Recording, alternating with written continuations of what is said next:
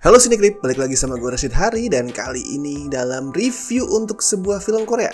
Tepatnya salah satu film Korea yang paling gue tunggu tahun ini yaitu Emergency Declaration. Kenapa gue nungguin banget? Karena dua alasan. Yang pertama adalah kalau kalian lihat cast-nya, ini mungkin salah satu ensemble cast terbesar di film Korea tahun ini. Di lead-nya ada Song Kang Ho, Lee Byung Hun, Jeon Do Yeon, dan Kim Nam Gil sama MC Wan juga. Tapi kalau kalian tuh familiar banget nih sama film-film Korea atau drama Korea, kalian bakal menemukan kalau wow, bahkan supporting cast-nya, even peran-peran yang kecil sekalipun itu familiar. Ada Kim So Jin, terus Park Hae Jun, musuh kita bersama di The World of the Married, dan tentu saja ada Mbak Inah yang baru kemarin mampir ke Indonesia. Alasan kedua kenapa gue nungguin banget Emergency Declaration adalah karena film ini tuh udah diputer, udah screening sejak jauh-jauh hari di Festival Film Cannes tahun 2021.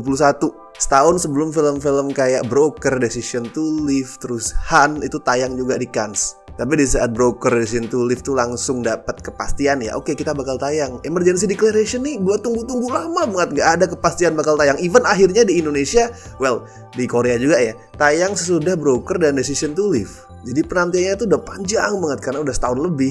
Pertama gue bahas dulu judulnya nih. Judul Emergency Declaration ini merujuk ke istilah di mana sebuah maskapai penerbangan ya, pilotnya itu mengajukan ya deklarasi pernyataan keadaan darurat ke landasan ke yang ada di bawah. Dan di saat emergency declaration itu dikeluarkan, semua upaya tuh harus dikerahkan untuk bantuin pesawat yang lagi emergency itu. Semua. Jadi maskapai-maskapai lain yang mau mendarat atau mau lepas landas itu statusnya di nomor 2 kan. Entah itu di pending atau gimana, tapi pokoknya fokusnya adalah untuk membantu pendaratan pesawat yang menyatakan emergency declaration tadi. Harus mendahulukan pesawat yang mengajukan emergency declaration. Nah itu penting nanti buat plotnya ya. Tapi filmnya tuh nggak langsung ngasih tahu kita sebenarnya plotnya apa, ancamannya apa tuh nggak. Jadi di awal tuh cuman diliatin situasi bandara, terus kita diajak kenalan ke satu persatu karakternya yang lagi mempersiapkan penerbangan mereka. Ada Jae Hyuk yang diperankan sama Lee Byung Hun dan putrinya So Min yang diperankan sama Kim Bo Min. Terus ada Jin Sok juga yang diperanin sama MC Wan. Nah Jin Sok ini sikapnya mencurigakan nih, jadi dia diperlihatkan tuh menyembunyikan sesuatu di bawah ketiaknya. Bukan diginiin ya, tapi ditanam gitu, dibedah ketiaknya terus dimasukin sesuatu. Nah itu kita belum tahu di awal apa itu. Terus ada juga Hye-yoon yang diperankan sama Woo Mi-hwa. Dia mau berlibur sama teman-temannya ke Hawaii, cuman suaminya nggak bisa ikut karena sibuk. Nah suaminya adalah In-ho yang diperanin sama Song Kang Ho. Jadi si In-ho ini adalah detektif. Pada saat dia masuk kerja di hari itu, di hari istrinya liburan, dia menerima sebuah laporan. Nah gue nggak akan reveal ya, gue nggak akan spoiler laporannya apa. Cuman laporan itu tuh membuat si In-ho tuh langsung berkesimpulan kalau pesawat yang dinaikin istrinya itu ada dalam bahaya. Tapi yang pasti gini, first act-nya itu dibangun dengan bagus banget. Si sutradaranya Han Jae-rim itu bisa build up ketegangan dengan cara ngajak kita tuh bolak-balik ngeliat situasi di atas pesawat, di udara, di pesawat yang menuju ke Hawaii, dan situasi di darat, di mana penyelidikannya In-ho soal laporan tadi itu lagi berlangsung.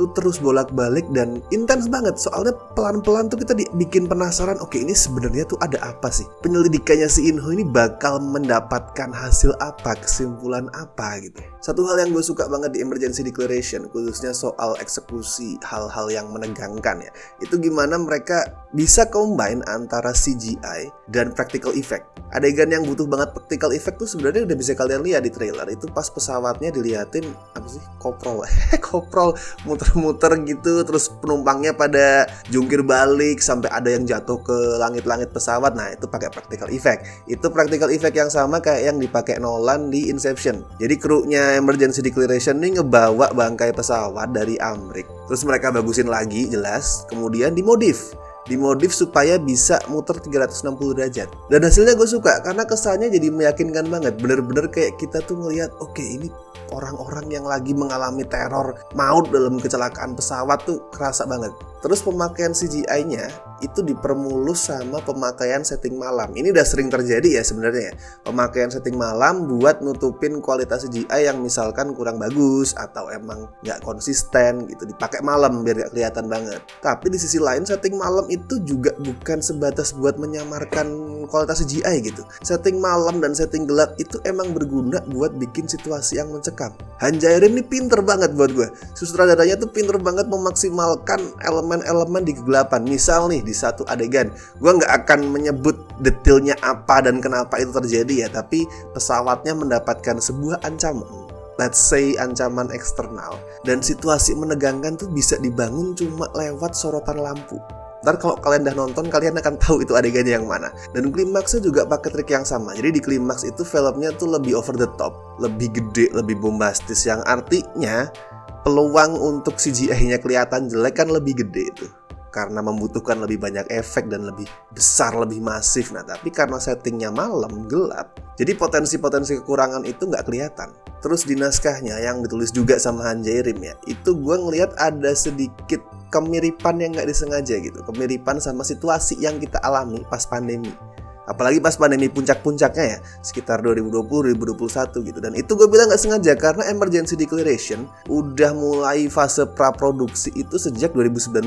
Diumumkan ke publik ya, yang artinya bukan gak mungkin tuh pembuatan konsep, ide, dan lain-lain udah dimulai jauh sebelumnya, mungkin 2018 gitu, alias pandemi belum eksis. Tapi Han Jae-rim di sini ngelempar banyak kritik yang somehow itu juga sangat relevan kalau diterapin di era pandemi waktu itu. Beberapa di antaranya tuh gini, misal gimana sih pertimbangan-pertimbangan yang ada nuansa politis, terus kepentingan-kepentingan bisnis itu bikin proses menangani hal-hal yang berbau kemanusiaan jadi lebih ruwet gitu. Dan adanya kemiripan, relevansi yang gak disengaja itu malah bikin pesannya lebih kuat. Artinya nih, mau ada pandemi, gak ada pandemi, mau soal kecelakaan pesawat atau apapun, kebusukan dan sisi gelap manusia kalau udah masuk ke hal-hal politis dan bisnis itu selalu terjadi. Tapi part paling brengsek dari filmnya ya, part paling nonjok, part yang bikin gue tuh sampai ya nangis jelas, tapi juga bener-bener anjing terpaku di bioskop